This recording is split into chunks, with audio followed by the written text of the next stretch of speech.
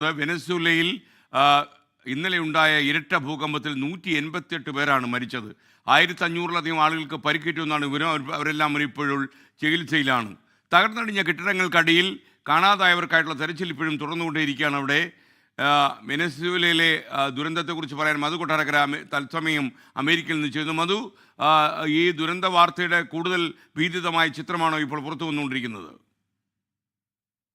Good morning എസ്കൈൻ. തീർച്ചയായിട്ടും വെനസ്വേലയിൽ തുടർച്ചയായിട്ട് 2 ഭൂകമ്പങ്ങൾ, അതും സെക്കൻഡുകളുടെ വ്യത്യാസത്തിൽ ഈ ദുരന്തത്തിൽ ഇതുവരെ 188 പേർ മരിച്ചതായിട്ടാണ് ഔദ്യോഗിക സ്ഥിരീകരണം. 1500-ലധികം പേർക്ക് പരിക്കേറ്റിട്ടുണ്ട്. കെട്ടിടാവശിഷ്ടങ്ങൾക്കിടയിൽ 100 കണക്കിന് ആളുകൾ ഇപ്പോഴും കുടുങ്ങിക്കിടക്കുന്നതിനാൽ ഈ മരണസംഖ്യ ഇനിയും ഉയരുവാനുള്ള സാധ്യതയാണ് വിലയിരുത്തപ്പെടുന്നത്. 6 പതിറ്റാണ്ടിനിടയിൽ വെനസ്വേല കണ്ട ഏറ്റവും വലിയ ഭൂകമ്പമായിരുന്നു ഈ കഴിഞ്ഞ ദിവസം ഉണ്ടായത്. വെനസ്വേലയിലെ വടക്കൻ സംസ്ഥാനങ്ങളിലാണ് ബുധനാഴ്ച തുടർച്ചയായി ഈ 2 ഭൂകമ്പങ്ങൾ കനത്ത നാശനഷ്ടം ഉണ്ടാക്കിയത്.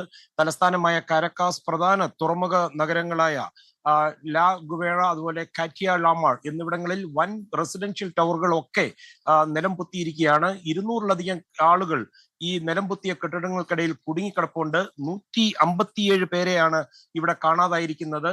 വെനസ്വേലയ്ക്ക് സഹായവുമായി അമേരിക്ക വന്നു കഴിഞ്ഞു. American state secretary Marco Rubio Venezuelan acting president Delcy റോഡ്രിഗസുമായിട്ട് ഇന്ന് ഫോണിൽ സംസാരിച്ചു. രക്ഷാപ്രവർത്തനങ്ങൾ ഊർജിതമാക്കുവാൻ അമേരിക്കയുടെ പൂർണ്ണ പിന്തുണയുണ്ടാകുമെന്ന് മാർക്കോ റൂബിയോ വ്യക്തമാക്കി.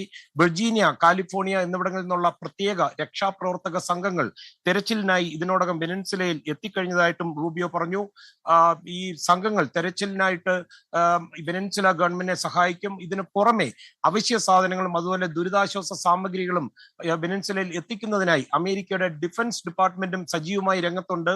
രക്ഷാപ്രവർത്തനങ്ങൾക്ക് പുറമെ വെനസ്വേലയ്ക്ക് വൻ സാമ്പത്തിക സഹായവും അമേരിക്ക പ്രഖ്യാപിച്ചു കഴിഞ്ഞു. $15 കോടി അടിയന്തര സഹായമാണ് അമേരിക്കൻ സ്റ്റേറ്റ് ഡിപ്പാർട്ട്മെന്റ് ഇപ്പോൾ പ്രഖ്യാപിച്ചിരിക്കുന്നത്.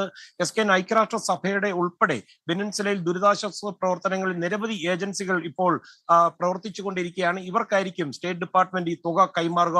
എസ്കെൻ, ഈ വെനസ്വേല എണ്ണ സമ്പന്നമായ ഒരു രാജ്യമാണെങ്കിലും കഴിഞ്ഞ ഒരു ദശാബ്ദമായി വെനസ്വേല വലിയ സാമ്പത്തിക തകർച്ചയാണ് നേരിടുന്നത്.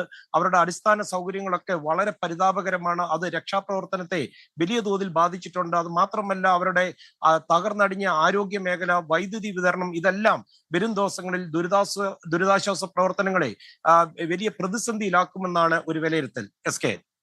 ഓക്കെ, താങ്ക് യു മധു കൊട്ടാരക്കര. വെനസ്വേലയിൽ ഉണ്ടായ വലിയ ഭൂകമ്പം, ഇരട്ട ഭൂകമ്പമാണ്. അതിൽ 180-ലധികം ആളുകൾ മരിച്ചു എന്നാണ് നമുക്ക് ലഭിക്കുന്ന. ഒരു 188 പേരാണ് ഇപ്പോൾ വരുന്ന കണക്കുകൾ പറയുന്നത്. എന്തായാലും അവിടെ ലോകത്തിൻ്റെ ഇനി സഹായം ഉണ്ടെങ്കിലേ ആ രാജ്യത്തിന് ഇനി പിടിച്ചു കയറാൻ പറ്റൂ. അത്ര രീതിയിൽ വ്യാപകമായ ദുരന്തമാണ് അവിടെ ഉണ്ടായിരിക്കുന്നത്.